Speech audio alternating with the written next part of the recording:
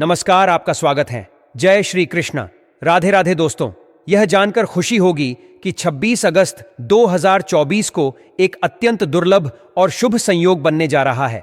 इस दिन जन्माष्टमी के पवित्र पर्व के साथ साथ राजयोग, अमृत सिद्धि योग और धन लक्ष्मी जैसे कई महत्वपूर्ण योग भी बन रहे हैं। इस दिन भगवान श्री कृष्ण अत्यंत प्रसन्न होने वाले हैं। इसलिए इस शुभ अवसर पर यदि आप उनसे सच्चे दिल से कुछ भी मांगेंगे तो आपकी वह मनोकामना अवश्य पूरी होगी।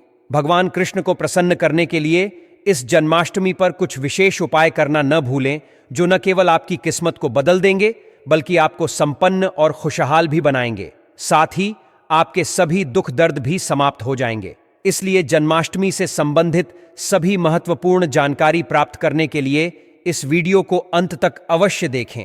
अगर आप भी अपने जीवन में भगवान श्री कृष्ण की कृपा प्राप्त करना चाहते हैं तो इस वीडियो को लाइक करें और कमेंट में जय श्री कृष्ण राधे राधे लिखना न भूलें।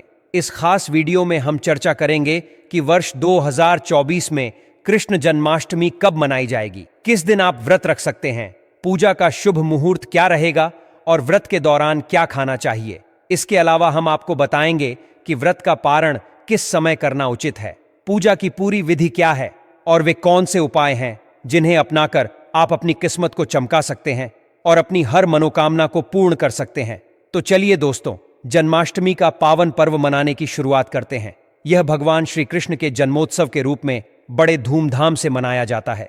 भगवान श्री कृष्ण का जन्म भाद्रपद मास के कृष्ण पक्ष की अष्टमी तिथि को रोहिणी नक्षत्र में हुआ था और इसी दिन को आज भी श्रद्धापूर्वक मनाया जाता है। जन्माष्टमी के दिन मध्य रात्रि 12 बजे भगवान कृष्ण की पूजा होती है और उनके जन्म की खुशियां घंटों और शंखनाद के साथ बांटी जाती हैं। जन्माष्टमी का पर्व मथुरा और वृंदावन में विशेष धूमधाम के साथ मनाया जाता है। लोग मंदिरों और घरों में बाल गोपाल के जन्मोत्सव का आयोजन करते हैं और पालकी सजाते हैं। मान्यता है कि भगवान विष्णु ने धर्म की स्थापना के लिए श्री कृष्ण के रूप में अवतार लिया था। इस दिन व्रत रखना अत्यंत पुण्यकारी माना गया है। शास्त्रों में इसे व्रतों का राजा कहा गया है। भविष्य पुराण के अनुसार जिस घर में यह व्रत किया जाता है वहां अकाल मृत्यु, गर्भपात, दुर्भाग्य और कलह का कोई स्थान नहीं होता। जो व्यक्ति इस व्रत को करता है वह सभी सुखों का अनुभव करके अंत में विष्णु लोक में निवास करता है। इस दिन लोग पूरे दिन उपवास रखते हैं। जन्माष्टमी का व्रत अष्टमी तिथि से शुरू होता है और इसका पारण नवमी तिथि में ही किया जाता है। तभी इस व्रत का पूर्ण फल प्राप्त होता है। जो लोग इस व्रत को रखते हैं उन्हें सप्तमी की रात में हल्का और सात्विक भोजन करना चाहिए। साथ ही ब्रह्मचर्य का पालन करना चाहिए। कुछ लोग यह व्रत निर्जला करते हैं जबकि कुछ फलाहार करके इसे निभाते हैं। जन्माष्टमी के दिन प्रातःकाल जल्दी उठकर स्नान करके स्वच्छ वस्त्र धारण करें। इसके बाद पूर्व या उत्तर दिशा की ओर मुख करके बैठें और अपने हाथ में थोड़ा जल, पुष्प और अक्षत लें और व्रत का संकल्प करें। भगवान श्री कृष्ण की विधिपूर्वक पूजा करें। परंपरा के अनुसार श्री कृष्ण की पूजा निषिद्ध काल यानी आधी रात में की जाती है और कई घरों में रात 12 बजे श्री कृष्ण का जन्मोत्सव मनाया जाता है। इस अवसर पर नाल छेदन की परंपरा भी है। जो लोग नाल छेदन करना चाहते हैं वे 12 बजे से कुछ घंटे पहले एक पत्तेदार खीरा लेकर उसमें श्री कृष्ण को विराजमान करें। फिर रात 12 बजे खीरे को काटकर भगवान को बाहर निकालें और नाल छेदन करें। इसके बाद उन्हें पहले शुद्ध जल से स्नान कराएं, फिर पंचामृत, दूध, दही, घी, शहद और शक्कर से और अंत में गंगा जल से स्नान कराएं। शुद्ध जल से स्नान कराने के बाद उन्हें साफ कपड़े से पोंछकर नए और सुंदर वस्त्र पहनाएं और उनका श्रृंगार करें। फिर उन्हें झूले या सिंहासन पर विराजमान करें। इस दौरान कृष्ण नाम का जाप करें, राधे राधे कहें या किसी मंत्र का जाप करें। भगवान श्री कृष्ण की विधिपूर्वक पूजा करें। उन्हें चंदन का तिलक लगाएं, फूल माला अर्पित करें और भोग लगाएं। भोग में माखन, मिश्री, पंचामृत, नारियल की मिठाई या धनिये की पंजीरी शामिल करें। ध्यान रहे उसमें तुलसी का पत्ता अवश्य हो।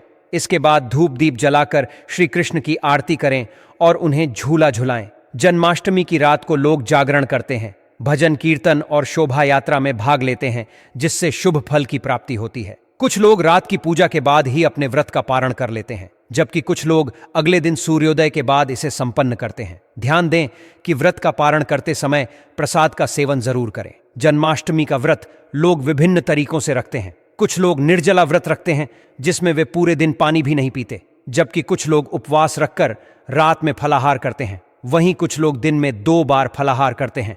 इस दिन व्रत में आप रसीले फलों का सेवन कर सकते हैं, जो आपके शरीर में पानी की कमी को पूरा करेंगे। आप तरबूज, खरबूजा, ककड़ी जैसे अधिक पानी वाले फल, अमरूद, केला और सेब का सेवन कर सकते हैं। इसके अलावा व्रत की शुरुआत से पहले दही की लस्सी पीना लाभदायक होता है, जिससे प्यास कम लगती है। जन्माष्टमी पर व्रत खोलते समय लोग कूटू के आटे के व्यंजन और साबूदाने की खिचड़ी खाते हैं, जो हल्के होते हैं और पेट को भरने में मदद करते हैं। ध्यान रखें कि व्रत तोड़ते समय अत्यधिक भारी भोजन से बचें, क्योंकि इससे गैस की समस्या हो सकती है। अब जानते हैं कि 2024 में जन्माष्टमी का पर्व कब मनाया जाएगा। इस बार जन्माष्टमी का व्रत 26 अगस्त को रखा जाएगा। भाद्रपद माह के कृष्ण पक्ष की अष्टमी तिथि 26 अगस्त की रात 3:39 पर शुरू होगी और 27 अगस्त की रात 2:19 पर समाप्त होगी। जन्माष्टमी के लिए शुभ मुहूर्त 46 मिनट का है, जो 12:02 से 12:48 तक रहेगा। इस दौरान रोहिणी नक्षत्र का संयोग भी बन रहा है, जिससे इस दिन की पूजा 3 जन्मों के पापों से मुक्ति दिलाने वाली मानी जाती है। यदि किसी की आत्मा प्रेत योनि में भटक रही है, तो उनके नाम से की गई पूजा उनकी आत्मा को शांति प्रदान करेगी। इस दिन का व्रत निःसंतान लोगों को संतान सुख प्रदान करने वाला होता है, इसलिए इस बार जन्माष्टमी का व्रत करना न भूलें। जो लोग व्रत शुरू करना चाहते हैं, उनके लिए यह भगवान श्री कृष्ण की कृपा पाने का उत्तम अवसर है। तो दोस्तों, आइए अब जानते हैं जन्माष्टमी की व्रत कथा, जिसको पढ़ने या सुनने से वृत्ति के सारे पाप धुल जाते हैं। दोस्तों, स्कंद पुराण के मुताबिक ययाति वंश के राजा उग्रसेन का राज्य चलता था। उग्रसेन का सबसे बड़ा पुत्र कंस था, जिसकी चचेरी बहन देवकी थी। कंस अपने ही पिता को जेल में डालकर स्वयं राज्य करने लगा। वहीं दूसरी ओर कश्यप ऋषि का जन्म राजा शूरसेन के पुत्र के रूप में यानी वासुदेव का जन्म हुआ। आगे चलकर वासुदेव का ब्याह देवकी से संपन्न हुआ। देवकी को विदा करने के दौरान एक आकाशवाणी वाणी होती है, हे कंस, तू आज जिस बहन को इतने प्यार से विदा कर रहा है, कल उसी का 8वां पुत्र तुम्हारे मौत का कारण बनेगा। ऐसा सुनते ही कंस देवकी को मारने के लिए हावी हो गया, पर सैनिकों और वासुदेव के वचन ने ऐसा होने से बचा लिया। वासुदेव सत्यवादी थे। इन्होंने कंस को वचन दिया कि वह अपना 8वां पुत्र सौंप देंगे। वासुदेव जी की बात मानते हुए कंस ने उन दोनों को बंदी बनाने का निर्णय लिया और उनके पास पहरेदार लगा दिए। इसके बाद कंस ने देवकी के सारे संतानों को मारने का प्रण कर लिया। निश्चय अनुसार देवकी के 7 संतान कंस द्वारा मारे गए। इसके बाद देवकी के 8वें पुत्र का जन्म हुआ। भाद्रपद माह के कृष्ण पक्ष की अष्टमी तिथि को रोहिणी नक्षत्र के दौरान मध्य रात्रि में भगवान श्री कृष्ण का जन्म हुआ था। बालक के जन्म लेते ही जेल की कोठरी प्रकाशमय हो गई। साथ ही एक आकाशवाणी सुनाई दी कि तुम बालक को गोकुल में रह रहे नंद बाबा के यहाँ छोड़ आओ। वहां एक कन्या का जन्म हुआ है, उसे तुम यहाँ ले आओ।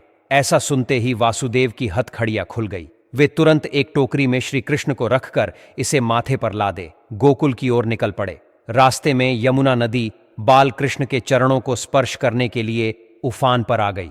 फिर चरण स्पर्श करते ही वह पुनः शांत पड़ गई। इस प्रकार वासुदेव ने अपने पुत्र को यशोदा मैया के बगल में सुलाकर वहां से कन्या लेकर वापस कारागार लौट आए। जेल की दरवाजे अपने आप बंद हो गई।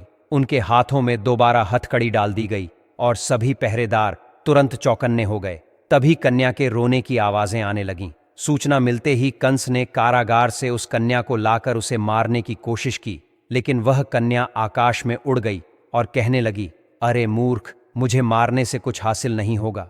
तुझे मारने वाला अब इस संसार में जन्म ले चुका है। इसके बाद कंस ने कृष्ण का पता लगाकर उसे मारने की कई कोशिशें की। उसने कई दैत्य और राक्षस भेजे, लेकिन कोई भी कृष्ण का बाल बांका नहीं कर सका। अंततः श्री कृष्ण ने कंस का वध किया और उग्रसेन को पुनः राजा बना दिया। इस प्रकार श्री कृष्ण जन्माष्टमी की व्रत कथा पूरी हुई। ऐसी मान्यता है कि जन्माष्टमी के दिन इस कथा को पढ़ने या सुनने से व्यक्ति के सारे पाप धुल जाते हैं और जीवन की समस्याओं का समाधान मिलता है। साथ ही भगवान का आशीर्वाद भी सदैव बना रहता है। अब आइए जानते हैं कि जन्माष्टमी के दिन कौन से उपाय करने से आपकी किस्मत चमक उठेगी और आपके सारे दुखों का नाश हो जाएगा। पहला उपाय आपके अटके हुए कार्यों को गति देगा। जन्माष्टमी के दिन सुबह स्नान और ध्यान के बाद घर के बाल गोपाल को नई पोशाक पहनाएं, उन्हें भोग लगाएं और गोपी चंदन से उनका श्रृंगार करें। इसके बाद पास के राधा कृष्ण मंदिर जाकर वैजयंती फूलों की माला अर्पित करें। अगर वैजयंती फूल उपलब्ध न हो तो पीले फूलों की माला भी अर्पित कर सकते हैं।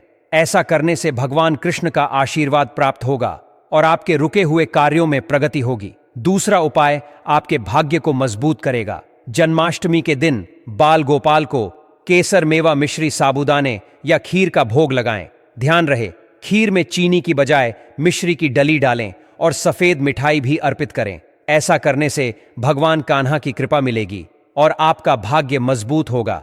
तीसरा उपाय आपके घर में धन धान्य की कमी को दूर करेगा। सुख समृद्धि के लिए जन्माष्टमी के दिन पूजा के समय बाल गोपाल को एक पान का पत्ता अर्पित करें। सबसे पहले पत्ते पर सिंदूर से श्री लिखें और पूजा करने के बाद उसे उस स्थान पर रखें जहां आप धन रखते हैं। इस उपाय से घर में कभी धन की कमी नहीं होती और धन से जुड़ी समस्याएं दूर होती हैं। इस विधि से आपको शुभ समाचार भी मिल सकता है। निसंतान दंपत्ति जन्माष्टमी के दिन गाय और उसके बछड़े की सेवा करें और उनका आशीर्वाद प्राप्त करें। इसके साथ ही गाय और उसके बछड़े की मूर्ति भी घर लाएं और उसे बाल गोपाल के पास रखकर पूजा करें।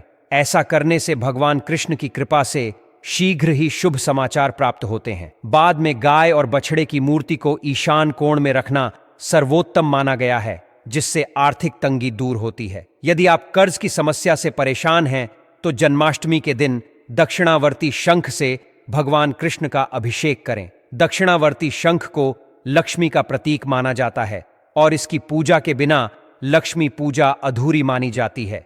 इस उपाय से आर्थिक समस्याएं दूर होती हैं और लक्ष्मी की प्राप्ति होती है, जिससे व्यवसाय में भी उन्नति होती है। जन्माष्टमी के दिन सुबह और शाम को 11 बार तुलसी की परिक्रमा करें और घी का दीपक जलाएं। इसके बाद 108 बार एयूएम नमो भगवते वासुदेवाय मंत्र का जाप करें। कपूर जलाकर उस पर थोड़ी मिश्री डालें और उसका दान करें। इस उपाय से नौकरी और व्यवसाय में उन्नति होती है। तो दोस्तों, ये थीं जन्माष्टमी से संबंधित सभी महत्वपूर्ण जानकारियां और उपाय जिन्हें इस बार आपको अवश्य करना चाहिए। अगर आपको यह जानकारी अच्छी लगी हो तो वीडियो को लाइक, शेयर और चैनल को सब्सक्राइब करना ना भूलें। धन्यवाद। जय श्री कृष्ण। राधे राधे।